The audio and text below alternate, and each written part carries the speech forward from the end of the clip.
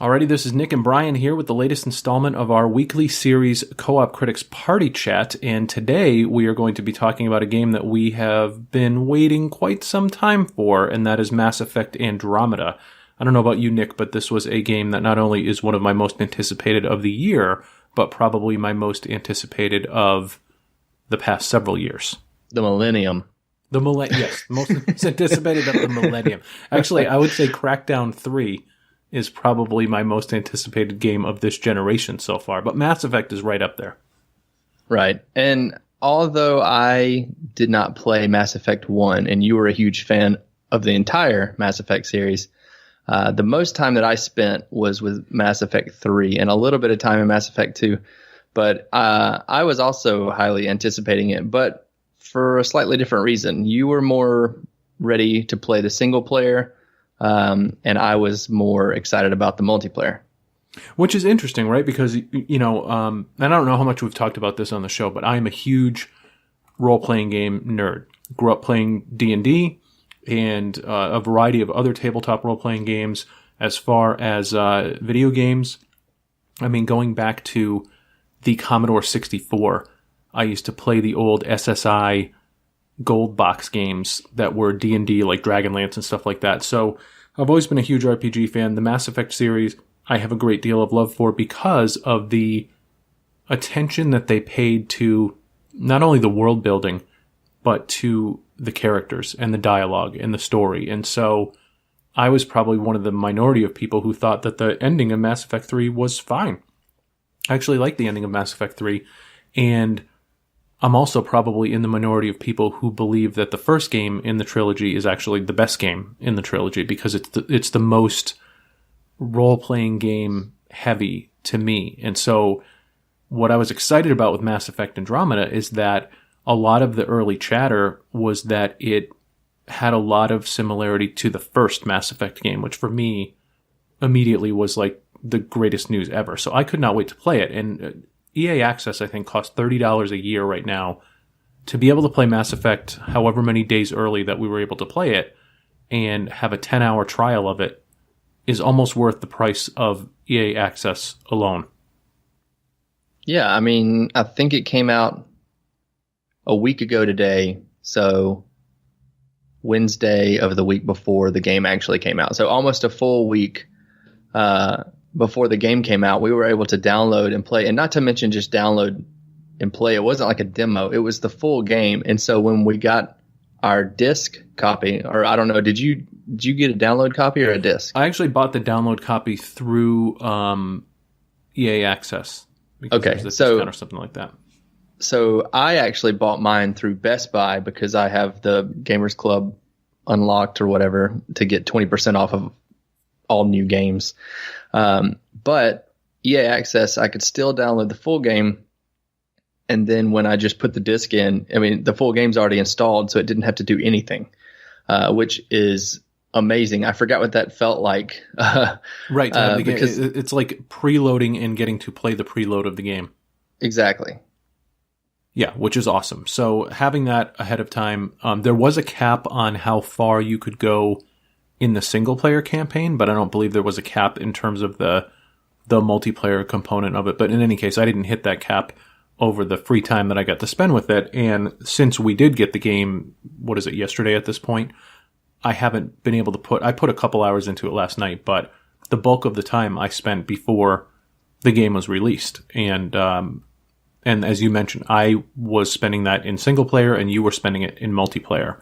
So I'm interested to hear from you how the multiplayer was. So is it comparable to the previous Mass Effect games? Is it better in any ways? Like, how does it relate to those? It's like Mass Effect 3 multiplayer, except it has verticality to it because you have the jump jets or whatever. And so you're not just you, but also the enemies are able to jump. And some of the maps are very, very vertical, multiple levels. And so you kind of have to, you think, oh, I'm going to get way up high and I'll have a good vantage point and no one will be able to hit me. And then you turn around and you're getting shot because an enemy is on the same rooftop as you or something. So it's not like it's like a cheaty way to win. It doesn't make it any easier. But it does add a completely different dimension to the multiplayer. And I actually really like it. As far as like, besides that, the multiplayer is largely the same, which isn't necessarily a bad thing because I loved Mass Effect 3 multiplayer. If you haven't played multiplayer, it's wave-based co-op. And so you have a team of 4 players, and then it's 7 waves, and with the 7th wave being an extraction wave. And every 3rd wave is like a wave where you actually have to hack something, or you have to like be like a king of the hill type situation where you have to defend a point. And so the rest of the waves are just survival waves. And so it doesn't allow you to just hold up in one certain area and fortify that area and just try to, get back to back with your other 3 players and just try to survive. Like, you actually have to leave that area to go do some of the objectives. But it's a lot of fun. Just like Mass Effect 3, you unlock new characters and new weapons through the packs that you get, and you can buy those with credits that you earn, or you can buy them with real money. I prefer to earn the credits because I just don't see the point in spending a ton of money on things like that. But more power to you. If you don't have the time, then just go ahead and put in the money. But because of those microtransactions, EA is allowing all of this multiplayer stuff to be free, all the DLC for multiplayer to be free. So yeah, overall multiplayer. Awesome, because for like someone like me, who often, because you play a ton of multiplayer games, and a lot of our friends play a ton of multiplayer games, and I, outside of the stuff that you and I play together, am very much a single player game type of person. And one of the things that's endlessly frustrating to me is when I go into a multiplayer game like The Division or something like that, and there's certain missions that are part of the DLC that everybody else has because they play all the time, or that would happen with Call of Duty all the time, and because I'm not going to pay to play for a couple hours in this particular DLC, like I would either couldn't play the same maps as you guys, or wouldn't be able to do the same stuff. And so being able to have that DLC be free is good for not only players who are sinking a lot of time into it, but also players who are playing mostly single player and want to jump in with their friends. There's not going to be content that they don't have.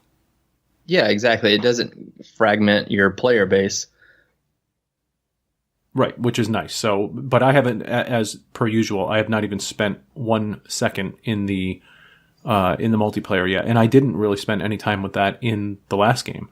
So I will definitely be playing. We'll be doing some of that for Co-op Critics. So there'll definitely be some videos up of us playing that multiplayer mode. But I have been spending the bulk of my time in the single player mode. And, it's interesting because there was a lot of, I think it's just the internet culture nowadays that everybody likes to hate on everything. But there was a lot of negativity sort of swirling around the release of Mass Effect Andromeda. In the several hours that I've spent with it so far, it feels exactly like a Mass Effect game to me. So people complaining about facial animations or about the way the characters move and stuff like that, to me, it feels like Mass Effect. Everything about it feels like Mass Effect. If anything, I feel like the movement is a little bit smoother in this game because for the first time, combat is actually fun to me. Like in the previous games, it was never about the combat for me in Mass Effect, which is why in games 2 and 3, I didn't like them as much as the first game because they were much more combat heavy sort of games. In this game, though, your ability to be deadly at close range with some of those melee, biotic powers and stuff like that, really awesome, and they work well, and they are a nice complement to the firearm and gunplay and stuff like that. And so I've been having a lot of fun with the combat, but I don't get what people's complaints are because to me it feels like a Mass Effect game. And even though they switched to the Frostbite engine, it doesn't feel very different to me. So I don't know what people were expecting. Have you seen a lot of that feedback? Oh yeah. I mean, I've seen it everywhere. And you're right. I think a lot of it has to do with our, the mob mentality that is on social media where somebody brings something up and complains about it, and then everybody has to jump on that bandwagon and just hate. I mean, there were people ridiculing like the actual animators that worked on the game over Twitter and social media. It's just it gets out of hand pretty quick. But like you said, I've played a little bit of the single player. I played through the first mission in the prologue, and it feels like a BioWare game is what it feels like. Right. It feels like it has the same, goofy issues that all the Mass Effect and Dragon Age games that I've played have. And when it comes to like characters and animations and those kind of things, I don't know if people were expecting, just because it's been so long since Mass Effect 3 and it's on a different console, that they were just expecting like some amazingly perfect, like graphically and animation wise game.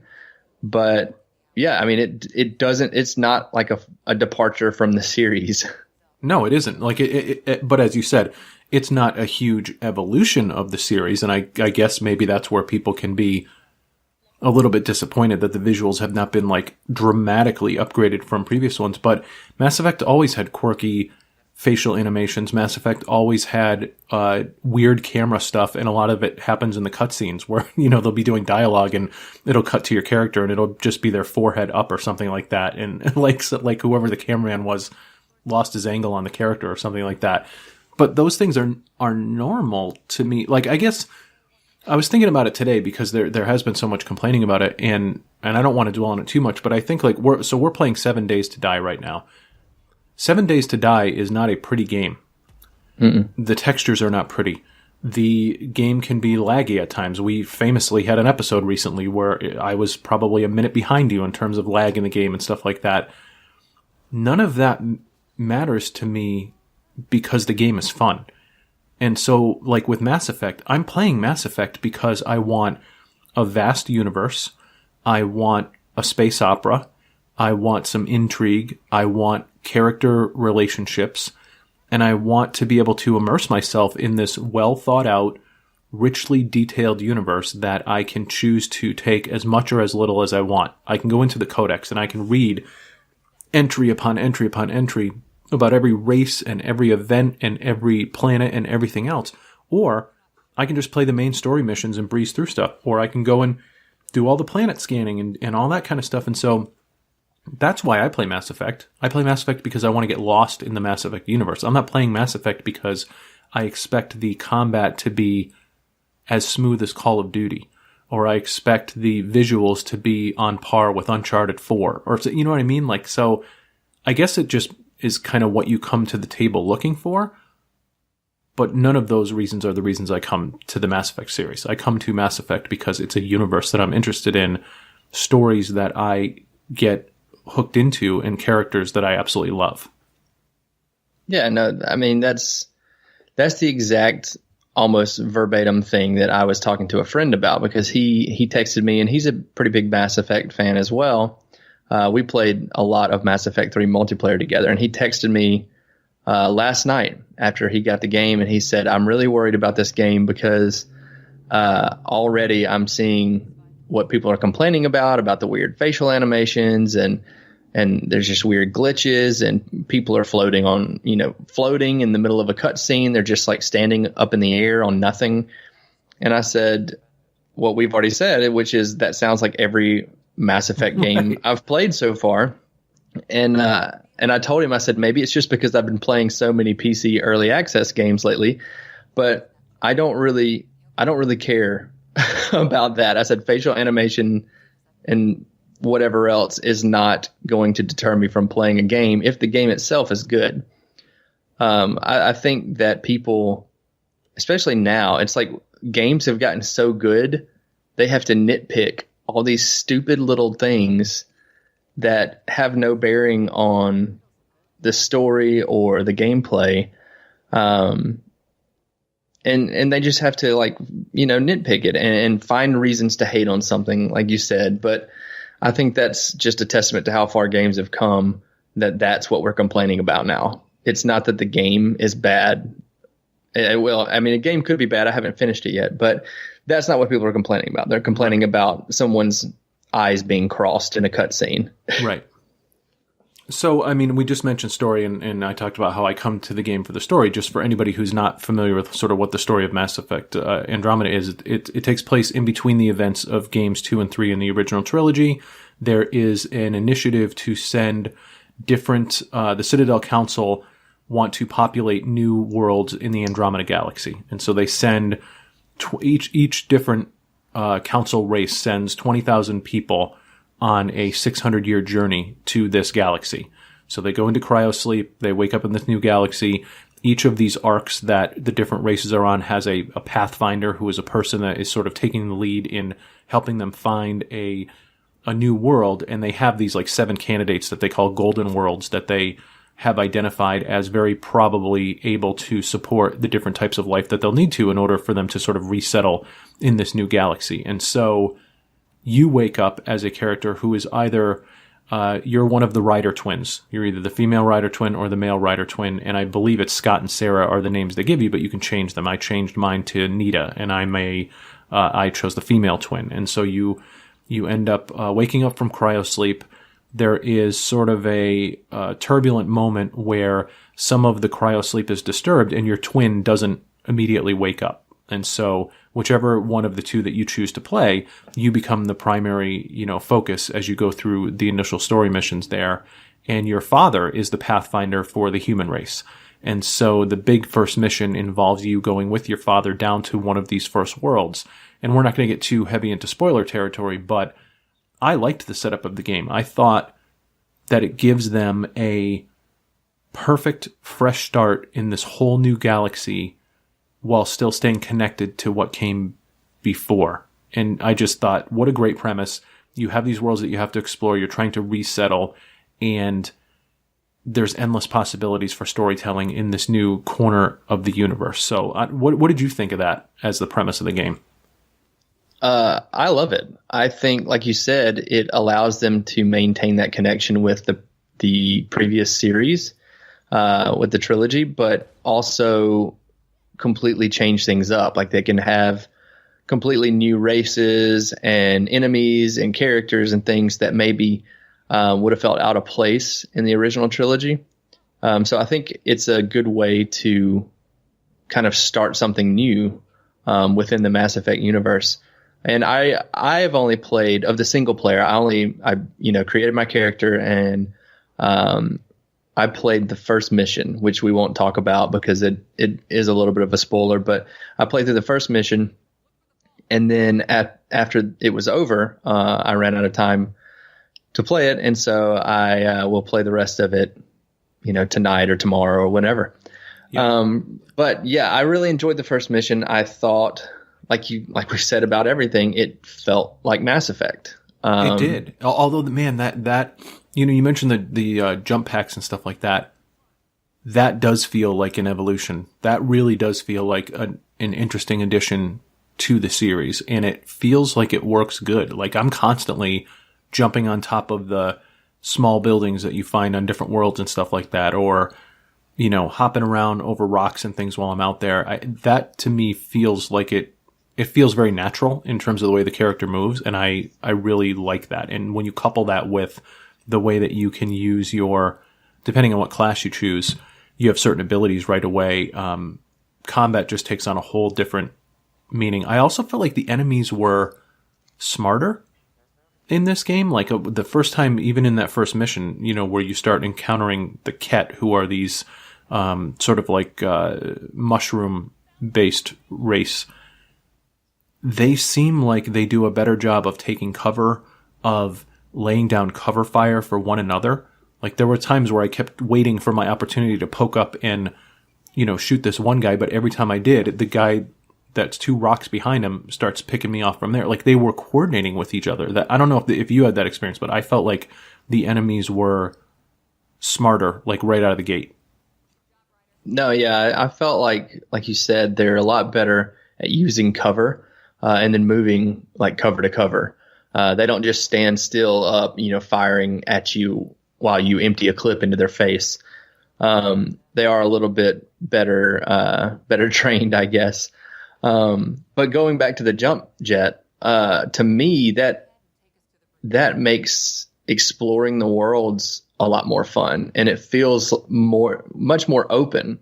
Because in the first mission, you land on Golden World 7 or whatever one they thought was the best option. Yep. And you land there, and it gives you a couple of different waypoints, and some of your little waypoints are optional, and some of them are part of the story, like to continue the story. And so I was going toward what I thought was one of the story waypoints. And I get over this area and I see something. I'm like, oh, what's that? And so I just went over and I jumped up and jumped across this little ravine. And then I go over here and then I'm like, ooh, what's that? And I keep going over.